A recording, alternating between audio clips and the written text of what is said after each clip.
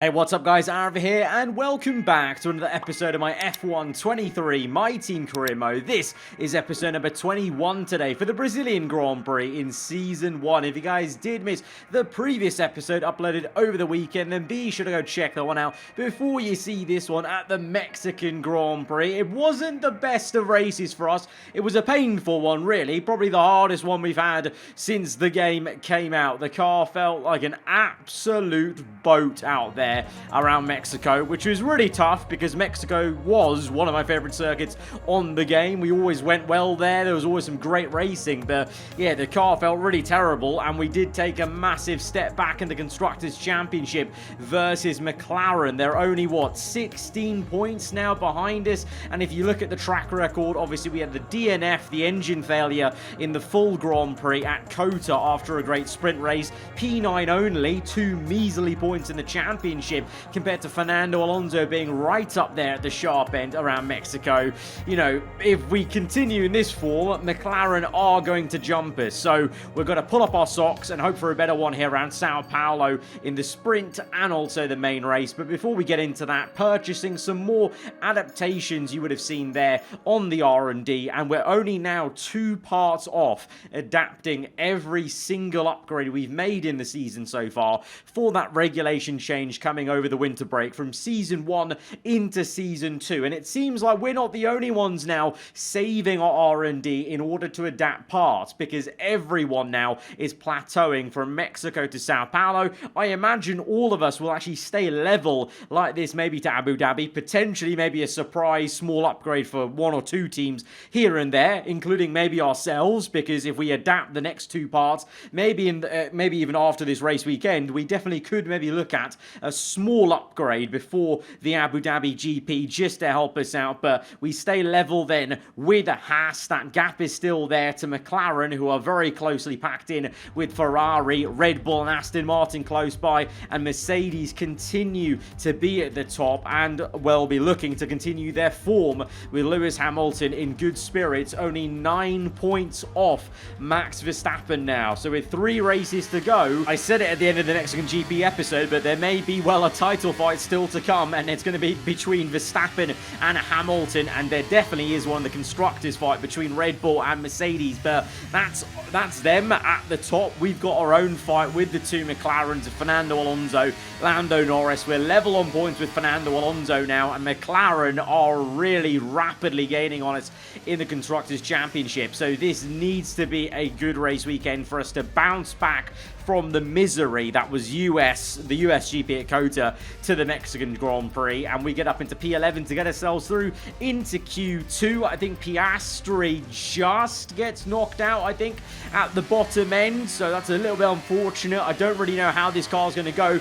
It certainly feels a lot better, I would say, over 1 lap than it did around Mexico, but I said the same thing around Mexico. It didn't seem too bad, and then we got into the race, and then it was an absolute dog of a car. So let's just see how this goes then as the clouds come over. It's getting a bit overcast, so setting an early lap in Q2, and that's going to scrape us in to the top 10 shootout. We only went out for 1 flying lap because I did 2 flyers in Q1, and because this is a sprint weekend, I have no other tyres left, so I only had 1 run in Q2, and thankfully that was enough to get us through. I was really worried about getting knocked out. Others did go quicker, but we narrowly make it through, and so we've got to make the most of this now in the top 10 shootout. I mean, by making the most of it, I mean trying to limit the damage by getting as high up the order as we can and not too far back from McLaren, and then we can just kind of see what we can do in the sprint, set ourselves up for the grid in the full Grand Prix on Sunday. But right now, Verstappen and Red Bull looking pretty good.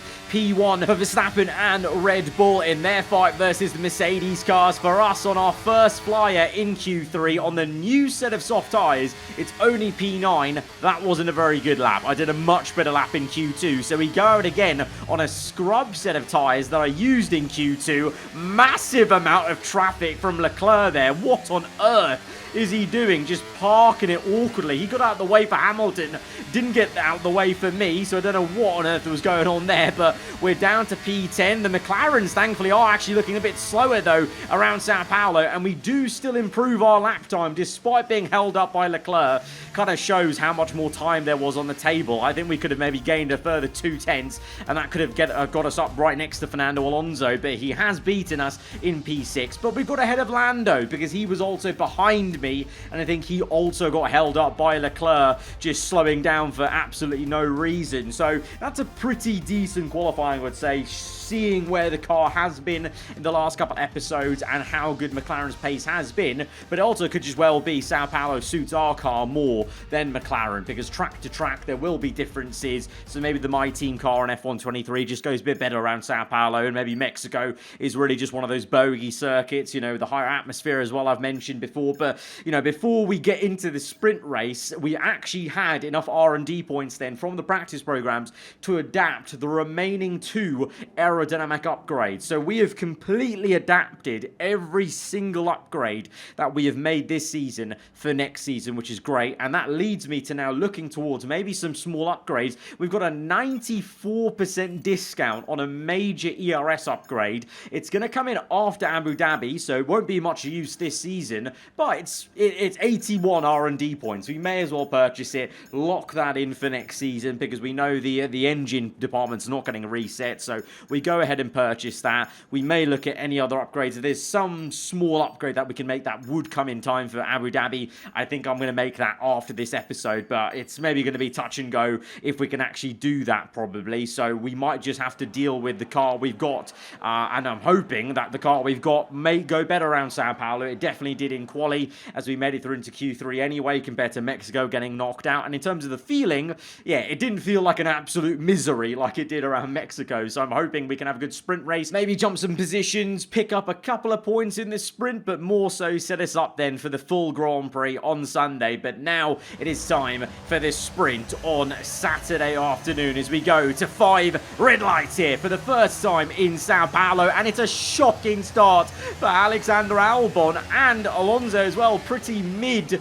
getaway, I would say, off the 5 red lights. So we find ourselves on the outside of Fernando. It's 2 by 2 there, as Hamilton is overtaking Perez on the outside, or trying to, and Carlos Sainz defends against George Russell for P4 in the Ferrari. Verstappen off pole position is already got maybe about a second lead on his teammate, as Checo is able to defend and gets that crucial second place. This is big for Red Bull. They need to answer back. They've lost the Constructors' Championship lead to the Mercedes cars, so this is the kind of answer they need, is we absolutely send it on Russell, as he is the only man, I think, in the top 15 here, starting on mediums for some reason. Definitely not the right tyre to choose, as Magnussen now is out of the sprint, 4 laps in. You can see a bit of engine wear apparently on the right hand side, but it's not actually for any of the engine components, it's just for the gearbox. Again, the gearbox has been the most annoying part of our car in terms of feeling the most wear, basically. The rest of the engine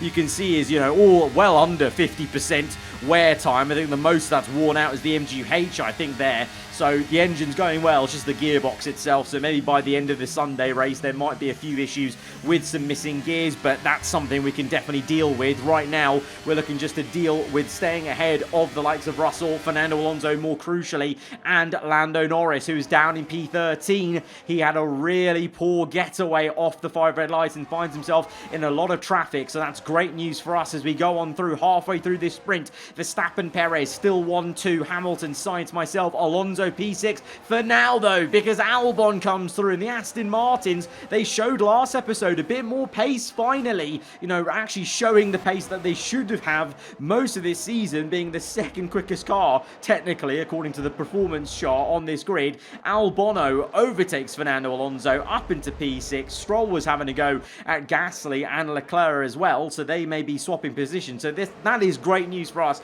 that Alonso will be pushed down. We've already got 1 McLaren out of the points. Alonso's P7, we're P5. That's a couple of points on Fernando. Oh no.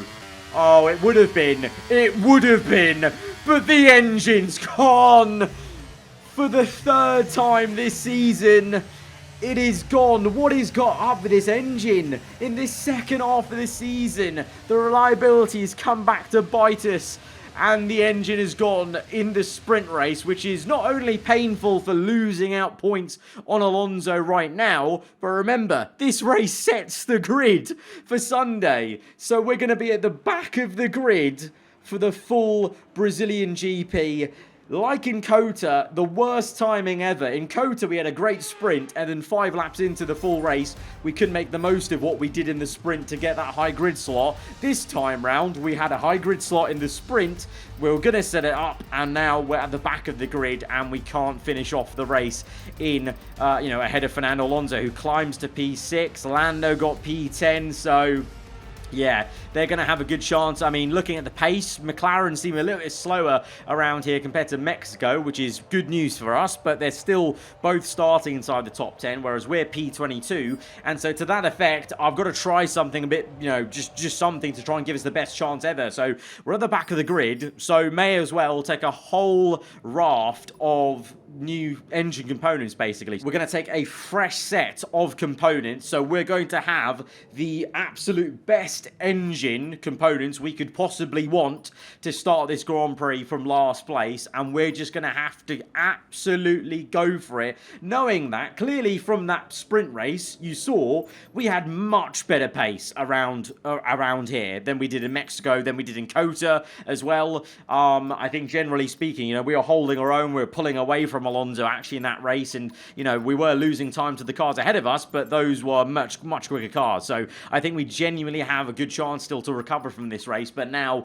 we're going to maybe have to change our tactics to be way more aggressive, maybe a bit risky in some of our overtakes to try and make this up and limit the damage to McLaren in the race. Let's go to the grid. Welcome along then to where heroes and history are made. It's where the 2008 title was decided in the very final corner. And just 1 year later, Jenson Button stormed through from 14th on the grid to claim his one and only Drivers' Championship. It's time then for the Sao Paulo Grand Prix. It's an unusual anti-clockwise race here at Interlagos, where the Sao Paulo locals are packed into the grandstands at each of the 15 corners around this classic 2.7-mile circuit. 2 very fast sections bookend the famous and highly technical Sector 2, where getting a good run out of Junsao into one of the 2 DRS zones will be key to any overtaking prospects today. So with the race not far away from starting, here's what today's grid rundown looks like. Max Verstappen put in a fantastic lap yesterday, and he'll start from pole position. And it's Lewis Hamilton alongside. Considering the rest of the grid, we have Perez, Albon, Leclerc, Gasly, Stroll, Norris, Ocon, Fernando Alonso, Bottas, Hülkenberg, Sainz, Zhou, Russell, Tsunoda, Sargent, Liam Lawson, De Vries, Oscar Piastri, Magnussen, and the owner-driver rounds off the grid. It's almost time for the lights to go out, so let's head down to the track where preparations are underway. I'm joined again today by none other than Anthony Davidson. Tell me, Ant, obviously there's a lot of development work that goes on with these cars between the Grand Prix. You've been both a test driver and a race driver. What differences are there in the way that you approach those roles? Yeah, it's an interesting question. They're 2 very different mindsets. In the old days, of course, they used to cover up to 15,000 kilometres of testing in a season, and that role would be more about working for the team, trying to help them improve the car and drive as systematically as possible, so that the data could be analysed in the most consistent way. When lining up on the grid for a race, however, a race driver's frame of mind is all about what they can get out of the situation on that day, and the car is the tool to help them achieve those goals. Right, so it looks like we're not the only ones that have moved a bit up and down this order. We've got a few penalties, including our own teammate Piastri as well. So both of us are in the bottom 4 on the last 2 rows. Fernando Alonso also has a small penalty, so he's now actually starting behind his teammate Lando Norris, but they're still both well into the top half of this grid, so there's still work to do. But I'm hoping myself and even Piastri with fresh components could do well. He's opted to start on softs. A lot of people Russell have opted to start on softs. I feel like the tyre wear may be a bit too high. Our strategy was saying if you start on softs, it's a 2-stop. I reckon a 1-stop's the better way to go. I guess we're just going to find out as we go to 5 red lights to the Brazilian GP from the back of the grid. Lights out and away we go. It's a good getaway versus Kevin Magnussen. Piastri also jumps Liam Lawson as we charge forward on the inside, getting to the middle of the circuit, trying to find some room, getting very close to the rear end of Zhou Guanyu as Russell is able to get us through the center S into P16, but him and Sainz both lower down than they'll want to be, so all three of us trying to make up the places. Again, we're going to make a dive bomb on Russell, this time in the full GP, and we get Carlos Sainz, because I'm not playing about. I'm just going for these moves. That was a bit of a cheeky send on Sainz, but he moved out of the way and gave us room on the apex to the point where Russell's overtaken him, and then we absolutely go for it. The double pass on Tsunoda and Zhou in the AlphaTauri in Alfa Romeo. It's a third overtake now onto lap 2, and we're up into P12. I told you I wasn't messing about. I was severely pissed off after the sprint race with that engine failure, and also the new components are working so well in terms of giving us the maximum top-end speed and also ERS deployment at the end of these straights as we watch Alexander Albon amazingly in P2 after all the kind of penalty shenanigans and etc. So he's the one in second place. Verstappen leads the way, 1.2 the gap. So for Verstappen, this is ideal for him to try and grow that championship gap to Hamilton and kind of stop the momentum that Lewis had, and also Mercedes as well, because Perez is in the top 4. So this is going to be a good return to form for Red Bull to pounce back in the Constructors' Championship. But for us, with our fight up the order, now having a go at the Alpine, we should be quicker than this car. The car next up as well, Nico Hülkenberg, but Ocon does pretty damn well to defend on the inside. He's on the soft compounder tyre, so now we're getting to cars that are similar pace to us. So on the softs, they just have that little bit of extra grip, so we're going to have to be a little bit braver on the brakes to make the move into turn 1. DRS open for Ocon and myself. He's got it off Hülkenberg, so he's been helped along a little bit, but with a bit of battery use, we've pulled alongside, and this time we're going to be a bit more committed into the next follow-through off turn 1 into turn 2 and get the move to P11 and set our sights on Nico Hülkenberg for P10, the first time we'll get into the points-paying positions in this race, hoping we can do it on this lap 5, because that would definitely be some great progress. And again, going for a real late lunge, so late that I actually was changing down so rapidly to try and slow it down, because I was scared. I went to neutral for a second, let the car roll in. I was so desperate not to make contact with Hülkenberg there. Thankfully we didn't, and we're into the top 10 as Hamilton now has a go at Albon in the Aston Martin. The Aston actually fights back really well. This should be a pretty tight fight. These two are next to each other in the championship performance chart, as Perez now having a little look though, and Perez is the one actually making the move instead on Hamilton. This is crucial, not just for Red Bull, but also Verstappen, because his teammate is directly maybe helping him there. Not quite. Hamilton gets him back, but if Perez could do that and actually finish off the move, that would help him. But right now, Hamilton determined as ever to try and keep up the damage limitation here. If Max is going to go on to dominate this race, he needs to at least finish in second place to try and alleviate that damage and give him a fighting chance maybe in the last 2 races for this championship. Albon is proving a tough cookie. These two are still side by side now for pretty much a whole sector here. Lewis on the left-hand side of the circuit, Albon on the inside. This is the infamous corner where they made contact before and Albon got spun round. This time, no such contact, but Hamilton does get the overtake done up into second place, and now Albon will get done by Sergio Perez, I think, on the outside of the center S. He's going to get the better exit, and the Red Bull is through. It is 1-3 for Red Bull, 2 and 14 for Mercedes. So Red Bull, they're going to gain a lot of points from this if it ends like this in the Constructors' Championship. So it is game on the Constructors, and in terms of the Drivers' Championship, well, right now, Verstappen is going to grow his lead and maybe feel a bit more comfortable in the last 2 rounds as we make our own move on an Aston Martin. Stroll struggling. Lap 10 now this is, so So 10 laps in, these softs are definitely wearing out, and we are now on the better race tyre. Gasly as well. Anyone on mediums will have better pace now, I would feel. Lap 10 to 12. These softs are surely wearing out. And I think that's pretty evident as we continue to make our charge up the order. Alonso defending ferociously on the inside. Doesn't give us the room, but we've caught up to him. And we've caught up this entire train that's stuck behind the Mercedes. Very peculiar. Hamilton's not got much pace here in this race, and he's making a massive train, which is helping us overtake and pick off these guys one by one, because there's, well, seemingly on the minimap, a huge gap from Verstappen to Hamilton, and then it's very much nose to tail. The Ferrari, Aston, the McLarens, and the Alpine of Gasly. We've already got those two that we just got before, and now Norris under pressure. He locked up into turn one, was going wide. We just had to make a bit of a darting move to the inside to avoid any contact.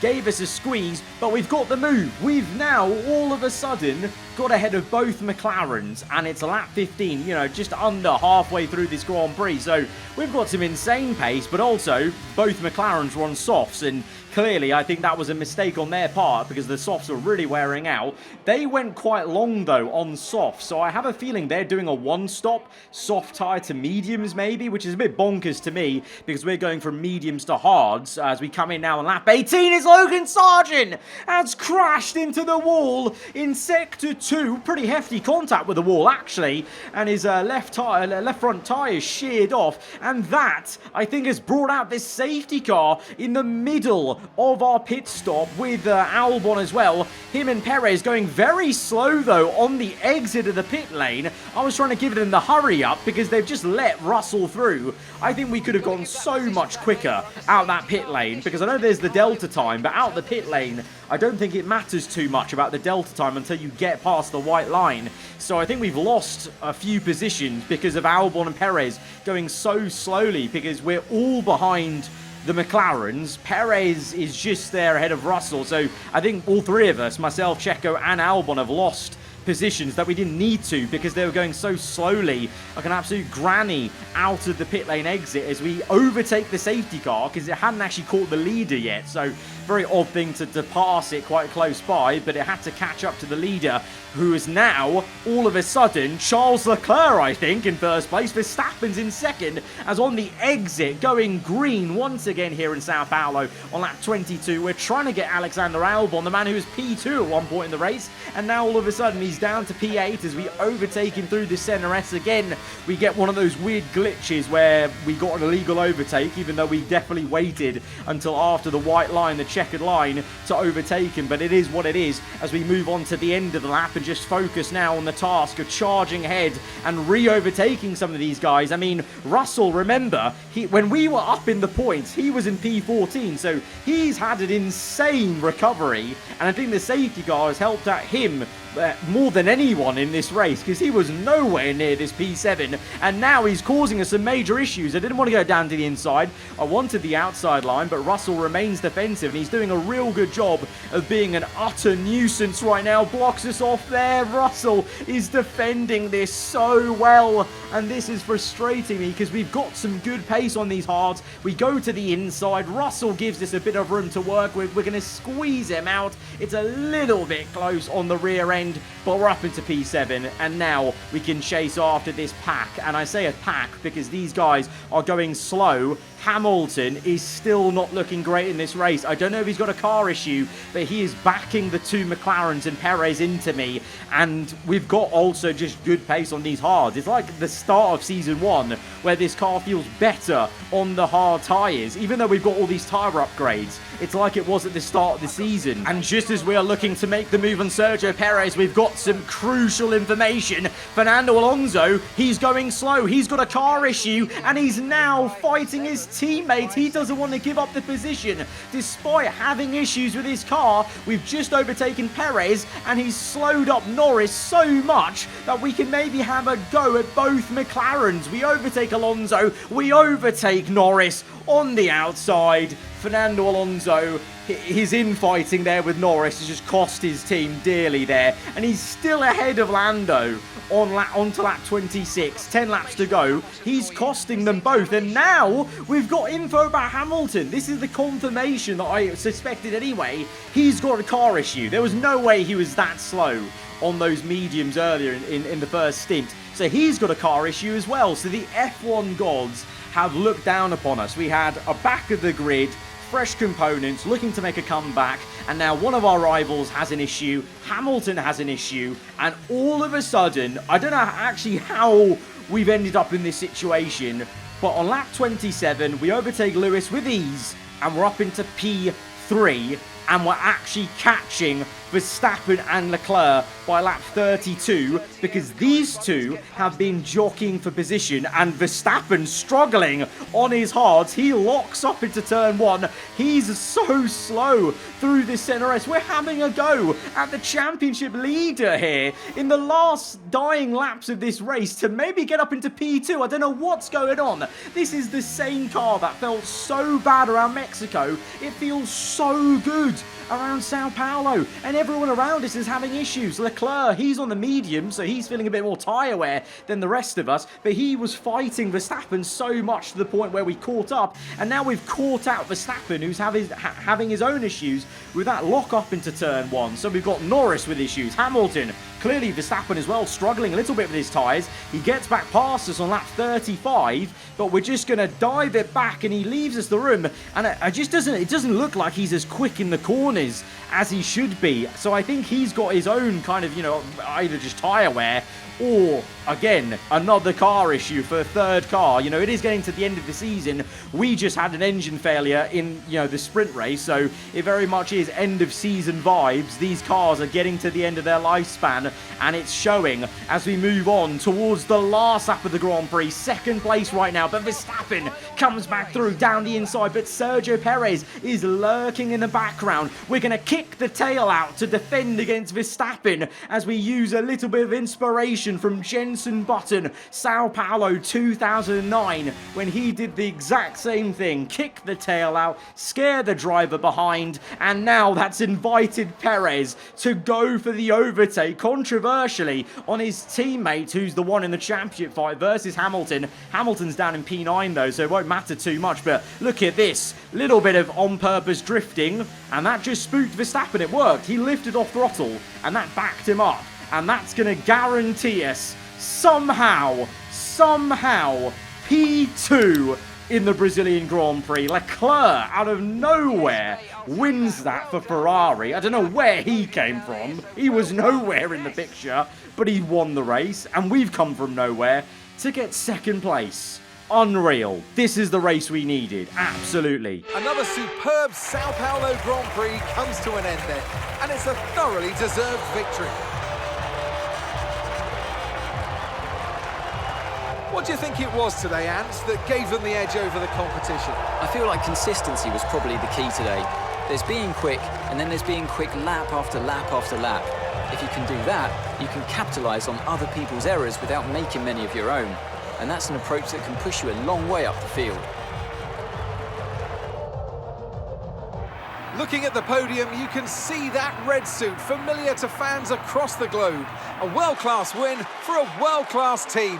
Ferrari do it again. It was a crucial race, and despite the issues, despite the adversity of the engine blow up in the sprint race, we've dug deep, we've used the pace of the car, and we got up to second place. That car, let me tell you, compared to last episode, Mexico, night and day. There could have been different cars. For all I don't know if it was something dodgy with my wheel force feedback or what. I'm still kind of, sussing out what that was and trying to figure out if it was a wheel issue or not, because I have heard others complain about wheel issues and the wheel not feeling so great in the middle of sessions. But whatever it wasn't there today. The car was electric on the mediums when the soft started wearing, on the hards as well. And then obviously we did get lucky. I'm not going gonna lie, with Alonso having a car issue, and he held up his own teammate whilst he had those car issues, and then Hamilton, of course, had his own issues. Even Verstappen, I think, was not that quick. He looked a bit slow. I mean, the way we caught him up was because he was locking up all around the circuit. So, great day for us. It is still a great day for Red Bull, to be fair, because they re-overtake Mercedes